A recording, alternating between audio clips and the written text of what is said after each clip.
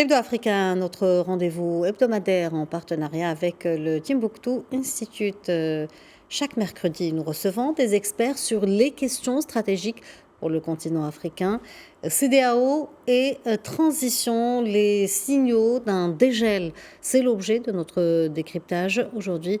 Et pour en parler, nous sommes en direct avec Dr Bakary Samb, directeur régional du Timbuktu Institute. Bonjour, Dr Bakary Samb, et merci d'être avec nous. Bonjour et merci de votre aimable invitation.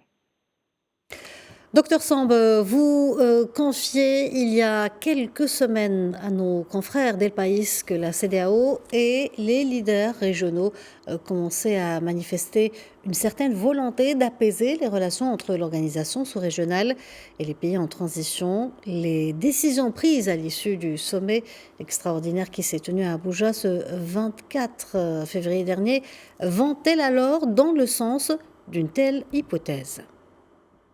Oui, je le crois bien, parce que comme je le disais, après le temps du bâton, c'est celui de la carotte, et que la CEDEAO et le leadership régional a dû apprendre des erreurs passées dans la gestion des crises, comme au Mali, mais aussi au Niger. Et on a vu les conséquences par la suite. Vous savez, ces trois pays représentent 17,4% des 425 millions d'habitants de la région.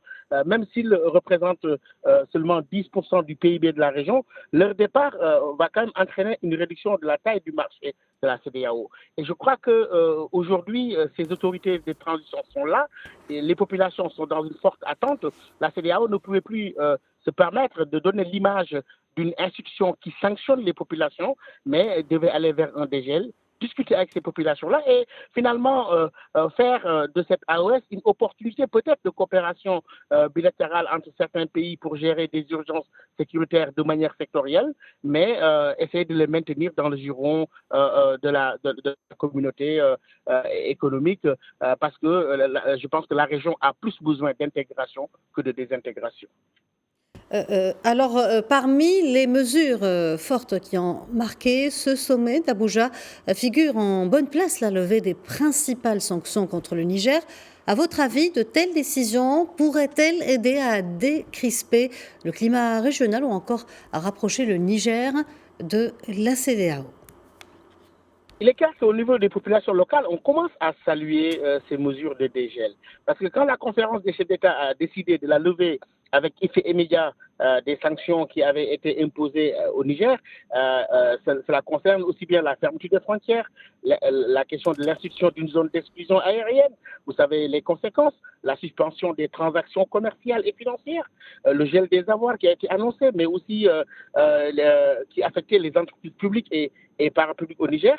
Et je crois qu'avec toutes ces mesures-là, y compris l'interdiction, la levée de l'interdiction de voyage pour les représentants, la CEDEAO quand même décide de lever ces restrictions imposées au recrutement des citoyens de la République du Mali au sein des organisations de la CEDEAO. Tout cela représente un ensemble de mesures qui, à mon avis, pourraient pousser vers un dégel. Et l'enjeu énorme qui se présente aujourd'hui, c'est de garder ces pays-là dans le giron communautaire.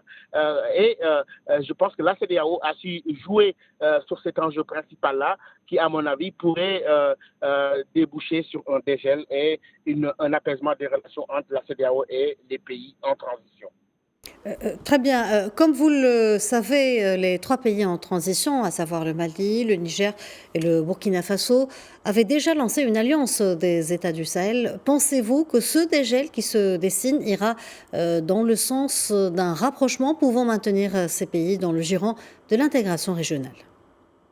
Oui, je crois que la conférence des chefs d'État a bien noté quand même que le retrait éventuel de ces États aurait des implications sur les plans politiques, socio-économiques, financiers et institutionnels pour ces trois pays concernés et pour la CEDEAO en tant que groupe. Je crois que concernant les implications politiques et sécuritaires, il y a quand même à rappeler que dans le cadre de la coopération régionale pour la lutte contre le terrorisme, je pense que ces pays ont bénéficié récemment d'une enveloppe de 100 millions de dollars des États américains est mobilisé par l'UOMA au titre du plan d'action de la CEDEAO contre le terrorisme. Et je crois qu'aujourd'hui, si on s'aventure vers plus de tensions, on va avoir un risque de fragmentation de l'architecture régionale de sécurité et cela n'est pas quelque chose de souhaitable au regard des enjeux énormes sur le plan économique, financier, sur le plan géostratégiques, mais aussi surtout sur le plan sécuritaire qui attendent l'espace CEDEAO. Docteur Bakary Samb, merci d'avoir répondu à nos questions. Merci pour cet éclairage. Je rappelle que vous êtes directeur régional du Timbuktu Institute.